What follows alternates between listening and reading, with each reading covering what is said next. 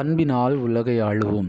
கிறிஸ்து இயேசுவில் அன்புமிக்க சகோதர சகோதரிகளே, இன்று நாம் தாயாம் திருவையோடு இணைந்து பொது காலத்தின் 20ஆம் வாரத்திலே அரசியான புனித கன்னிமரியாவினுடைய விழாவை கொண்டாட திரு அவையானது நமக்கு அழைப்பு விடுக்கின்றது. இன்றைய மத்திய நற்செய்தி 22ஆம் அதிகாரம் 34 முதல் 40 வரை உள்ள இறை வார்த்தையிலே திருச்சட்ட அறிஞர் ஒருவர் ஆண்டவர் இயேசுவை சோதிக்கும் நோக்கத்துடன் எது முதன்மையான கட்டளை என்று கேட்கின்றார். அவர், உன் முழு இதயத்தோடும் முழு ஆற்றலோடும் முழு மனதோடும் உன் கடவுளாகிய ஆண்டவரை அன்பு செலுத்துவாயாக. உன் மீது நீ அன்பு கூறுவது போல உனக்கு அடுத்திருப்பவர் மீதும் அன்பு கூறுவாயாக என்கின்ற 2 கட்டளையை அவர் கொடுக்கின்றார். இந்த 2 கட்டளையை யாரெல்லாம் தன்னுடைய வாழ்நாளில் முழுமையாக கடைபிடிக்கிறார்களோ அவர்கள் நிலை வாழ்வை உரிமையாக்கிக் கொள்வார் என்பதை ஆண்டவர் இயேசு கிறிஸ்து இன்றைய நாளிலே நமக்கும் கற்றுத்தரக்கூடியவராக இருக்கிறார். இந்த 2 கட்டளைகளையும் அரசியான புனித கன்னிமரியாள் தன்னுடைய வாழ்நாள் முழுவதும் கடைபிடித்தவராக இருக்கின்றார். முதலாவதாக ஆண்டவரை அன்பு செய்வதற்கு அன்னை மரியாளுடைய வாழ்வில் மிக சிறந்த எடுத்துக்காட்டாக லூக்கா நற்செய்தி 1ஆம் அதிகாரம் 38ஆம் இறை வசனத்திலே கபிரியேல் வானதூதர் அன்னை மரியாளை பார்த்து மங்கள வார்த்தை சொல்லக்கூடிய அந்த நேரத்திலே, இதோ நான் ஆண்டவரின் அடிமை என்று சொல்லி கடவுளுடைய திட்டத்திற்கு தன்னை முழுவதும் கீழ்ப்படிந்தவராக இருந்தார். அதை போலவே ஆண்டவர் இயேசுவை ஏரோது அரசன் கொல்ல தேடுகின்றார் என்று சொல்லக்கூடிய அந்த தருணத்திலும், நீங்கள் எகிப்திற்கு தப்பி ஓடுங்கள் என்று சொல்லக்கூடிய அந்த தருணத்திலும் அன்னை மரியாளும் புனித சூசேப்பர் இருவருமே கடவுளுடைய கட்டளைக்கு கீழ்ப்படிந்து நடந்த நிகழ்வை நாம் விவிலியத்திலே படிக்கின்றோம்.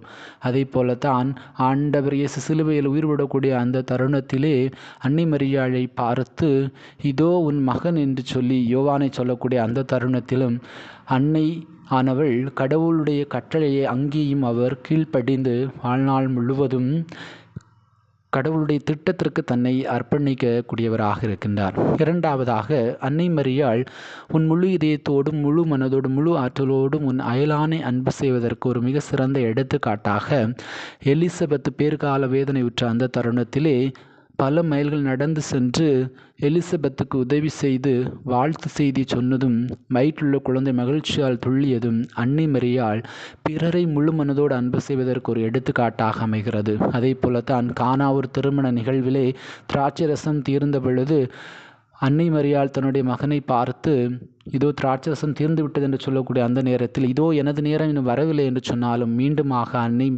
அன்னை ஆனவள் பரிந்து பேசக்கூடிய அந்த தருணத்திலே ஆண்டவர் இயேசு முதல் அற்புதத்தை நிகழ்த்தியதோடு மட்டுமில்லாமல் அங்கே அன்னையினுடைய பிறருக்கு உதவி செய்யக்கூடிய அந்த மனநிலை, பிறரை முழு மனதோடு அன்பு செய்யக்கூடிய அந்த ஒரு மனநிலையை நம் தாய் கன்னி மரியாவினுடைய வாழ்விலிருந்து இன்று நாம் கற்றுக்கொள்கின்றோம். இவ்வாறு அன்னை மரியாள் அரசியான புனித கன்னி மரியாள் தன்னுடைய வாழ்நாள் முழுவதும் கடவுளுடைய கட்டளைக்கும் பிறரை அன்பு செய்யக்கூடிய அந்த செயலிலும் முழுமையாக ஈடுபட்டவராக இருந்தார்.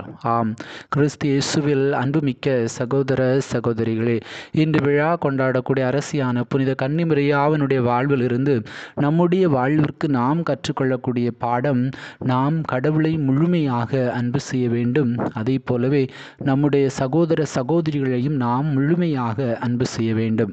நம்முடைய குடும்ப வாழ்வை எடுத்துக்கொண்டோம் என்று சொன்னால் கணவன் மனைவிக்கிடையே ஒரு சில நேரங்களிலே தவறான புரிதல்கள் வருகின்ற பொழுது நாம் கணவன் மனைவியை பார்த்து இந்த தவறுக்கு காரணம் நீதான் என்றும், மனைவி கணவனை பார்த்து இந்த பிரச்சனைக்கு காரணம் நீதான் என்று பிறரை குற்றம் சாட்டக்கூடியவர்களாக, எவ்வாறு தொடக்க நூலிலே ஆதாம் ஏவாள் தாங்கள் கடவுள் இந்த கனியை சாப்பிடக்கூடாது என்று சொல்லக்கூடிய அந்த தருணத்திலே அவர்கள் சாப்பிட்டுவிட்டு இறுதியாக ஒருவர் மற்றவரை பழித்துரைத்து கூறக்கூடியவர்களாக, தவறுக்கு மற்றவரை சுட்டி காட்டுவதைப் போலவே நம்முடைய குடும்ப வாழ்க்கையிலும் நாம் ஒரு சில நேரங்களில் தவறுகள் செய்கின்ற பொழுது இந்த குற்றத்திற்கு காரணம் நீதான் என்று பிறரை பழி சுமத்தாமல் நாம் இந்த தவறை முதலிலே ஒத்துக்கொள்ளக்கூடிய ஒரு மனநிலை இருக்கின்ற பொழுது அங்கே முழுமையான அன்பை நாம் உருவாக்க முடியும். அதே போலவே இன்னும் ஒரு சில நேரங்களிலே நம்முடைய குடும்ப வாழ்க்கையிலே நாம் ஒரு குடும்பத்தை மற்றொரு குடும்பத்தோடு ஒப்பிட்டு பார்ப்பது, அவ்வாறு ஒப்பிட்டு பார்க்கின்ற பொழுது அங்கே முழுமையான அன்பு குறைந்து போகக்கூடிய அந்த ஒரு சூழ்நிலையை பார்க்கிறோம். அதே போலவே இன்று அதிகமாக பிறரை அன்பு செய்ய முடியாமல் இருப்பதற்கு ஒரு மிகப்பெரிய ஒரு தடையாக இருப்பது சொத்து பிரச்சனை. அண்ணன் தம்பிக்கு இடையே, அக்கா தங்கச்சிக்கு இடையே, தாய் தந்தையருக்கு இடையே, பெற்றோர் பிள்ளைகளுக்கு இடையே, உறவுகளுக்கிடையே இன்று பல குடும்பங்கள் 5 ஆண்டுகள், 10 ஆண்டுகள், 20 ஆண்டுகள், ஏன் செத்தா கூட என்னுடைய தம்பியோட அண்ணனோட பேச மாட்டேன்னு சொல்லக்கூடிய உறவுகள் அதிகமாக இருப்பதை நாம் பார்க்கிறோம். அதற்கு ஒரு மிக முக்கிய காரணம் இந்த சொத்து. நாம் கடவுளை அன்பு செய்யாமல் சொத்து மேலே அதிகமாக அன்பு செய்யக்கூடிய மனிதர்களாக நாம் ஒரு இயந்திர மனிதர்களாக இன்று மாறிக்கொண்டிருக்கிறோம். எனவே முழு மனதோடு நாம் கடவுளையும் முழு மனதோடு நம்முடைய சகோதர சகோதரிகளையும் அன்பு செய்ய வேண்டும் என்று சொன்னால் நாம் எல்லாரையும் மன்னித்து அன்பு செய்யக்கூடிய அந்த ஒரு மனப்பான்மை நமக்குள்ளே உருவாக்க வேண்டும். குறிப்பாக இந்த நாளிலே அரசியான புனித கன்னிமரியாவுடைய இந்த விழாவிலே நமக்கு ஒரு முக்கியமான ஒரு பாடம். ஒருவேளை ஏதோ ஒரு பிரச்சனையின் காரணமாக நம்முடைய குடும்பம் பிரிந்திருக்கிறது என்று சொன்னால் நாம் இந்த நாளிலே அந்த குடும்பத்திற்காக சிறப்பாக ஜெபிப்போம். முழுமையாக அன்பு செய்ய முடியவில்லை என்று சொன்னால் அன்பு செய்யக்கூடிய மனநிலையை நமக்குள்ளே உருவாக்க வேண்டும் என்று சொல்லி நாம் ஜெபிப்போம். பல ஆண்டுகளாக நாம் ஒருவேளை நம்முடைய சகோதர சகோதரிகளோடு நாம் பேசாமல் இருக்கிறோம் என்று சொன்னால் அன்னையினுடைய இந்த நாளிலே நம்முடைய உறவுகளை நாம் புதுப்பித்துக் கொள்வோம். கடவுளை முழுமையாக அன்பு செய்வோம். நம்முடைய சகோதர சகோதரிகளை நாம் முழுமையாக அன்பு செய்வோம். அவ்வாறு அன்பு செய்கின்ற பொழுது நாம் அன்னை கன்னிமரியாவைப் போலவே எவ்வாறு அன்னை இந்த 2 கட்டளையும் தன்னுடைய வாழ்விலே வாழ்வாக்கியதன் காரணமாக விண்ணினுடைய அரசியாக மண்ணினுடைய அரசியாக முடிசூட்டப்பட்டிருக்கிறாள். ஆண்டவர் இயேசுனுடைய வலது பக்கத்திலும் இடது பக்கத்திலும் அமரக்கூடிய அந்த ஒரு தகுதியை பெறுவதற்கு அடிப்படை காரணமாக இருந்தது. இன்றைய மத்திய நற்செய்தி 22ஆம் அதிகாரம் 34-40 வரை அந்த இறை வார்த்தையை வாழ்வாக்கியது. நம்முடைய வாழ்க்கையிலும் இந்த 2 கட்டளைகளையும் நாம் வாழ்வாக்குவோம்.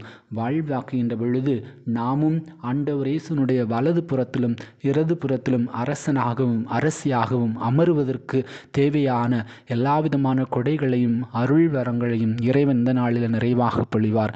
இதற்கு தேவையான அருள் வேண்டி இந்த நாளிலே நாம் இறைவன் நோக்கி மன்றாடுவோம். எல்லாமல்ல இறைவன் தந்தை மகன் தூய ஆவி உங்களை நிறைவாக ஆசீர்வதிப்பாராக.